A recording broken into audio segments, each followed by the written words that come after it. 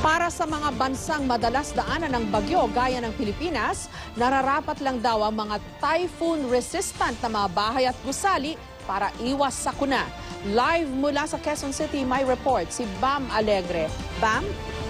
Jessica, hindi man natin kontrolado yung galaw ng mga bagyo, may magagawa raw tayo para hindi agad masira yung ating mga bahay. Narito ang ulat.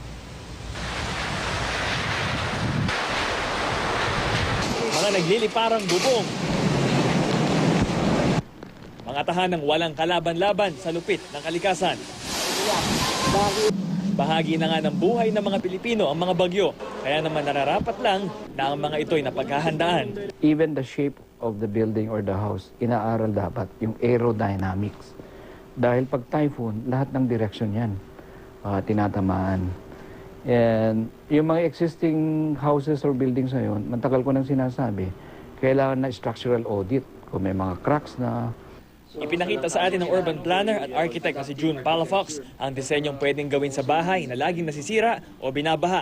Ang ground floor, hiwalay dapat ang electrical system sa ibang palapag. Kung magpapatayo ng bahay, dapat din daw pag-aralan kung ano ang pinakamalalim na baha na naranasan sa lugar. Sa nagdaang bagyong Glenda, maging ang ilang bagong tayong mga estruktura nasira ng malakas na hangin, lalo na mga gusali na gawa sa glass, pwedeng mabasag ng mga debris na nililipad ng bagyo. Pwede pa rin naman daw gumamit ng salamin pero siguraduhin double-coated ito o dalawa ang layer.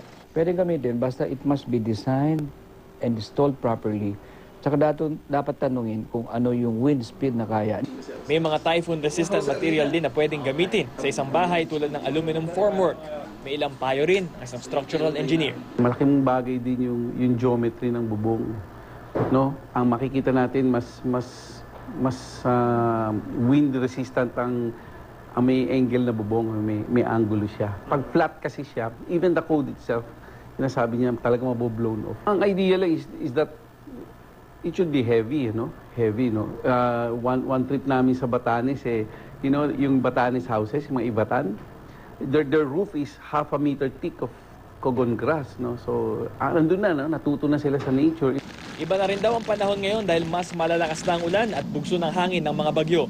Kaya ang Association of Structural Engineers in the Philippines, o ASEP, magpupulong muli para i-update ang National Structural Code of the Philippines. We have to consider a lot of things, ano? Una, yung climatic conditions, ano? Yung parang yung init, lamig, ano? Bukod pa dyan, yung earthquake. Ang problema lang kasi ng bubong na mabigat, problema mo naman sa earthquake. Kasi ang problema ng earthquake is weight, no? So you have to balance everything. Jessica, dito sa ating building code, ang pinakamalakas na wind speed na ina-anticipate is 250 kilometers per hour. Kung experience natin sa mga nagdaang bagyo, mas malalakas na dyan, umaabot na ng 300 plus. So, may need talaga to update yung ilang provisions ng building code. Maganda yung mga nabanggit na tips, no, Bam, sa report mo. Yung flat na bubong. Kasi ang daming mga bahay, yung mga modern houses, yung mga modern ng disenyo, hindi na pa ganun yung bubong Talagang flat. Hindi pala yun tama? Ama, mas madaling matangay kung flat. Kaya kung mapapansin mo doon sa bahay ng ilan mga illegal settlers, even nilalagyan nila ng gulong para hindi agad liparin. So siguro kung magpapagawa ng bahay bago yung aesthetics, siguraduhin muna yung practicality ng design. Okay, ang dami nga rin nating nakita, mga lessons learned dito sa Bagyong Glenda, no? Halimbawa, yung usong-uso rin kasi yung salamin.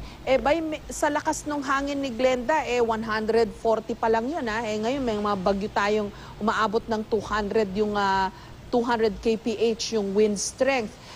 Yung pala, yung salamin, delikado dahil, di ba, pag 140, 130 yung hangin ni Glenda, pwede na palang bumagsak yan. Ang danger sa salamin, yung mga debris sa palibot na nililipad ng mga hangin. Siyempre, parang bala raw yung speed nun. Depende sa wind speed at mababasag yung ano. Pero may ibang structures din daw sa kasagsagan ng Bagyong Glenda na kahit gawa sa glass, nag-survive naman. Ito yung double-coated or double-glazed at yun lang, nasa design din kung ano yung resistance ng mga glass. Pero isa pang dapat paghandaan, itong earthquake. Dahil yung West Valley Fault, sinasabi ng PHIVOLCS, paulit-ulit nila tayong winawarningan na at any time pwedeng gumalaw yan. Malaking earthquake daw ang posibleng mangyari. Actually, ito rin yung kailangan i-balance ng mga architects and engineers. Kailangan mabigat yung bubong para hindi tangayan, pero hindi masyadong mabigat dahil kapag lindol, problema mo yung masyado mabigat na lindol. Although nabanggit naman sa atin, may ilang mga engineering kaya daw nilang i-work through ito. Depende dun sa design ng bahay. At sinasabi nila, Bam, na yung mga dating templates o yung dating standards medyo modeled na ba ang tawag doon, na out-mode na dahil sobrang lakas na nitong mga bagyo natin. Yun nga, nabanggit natin, ang highest na ina-anticipate sa building code is 250.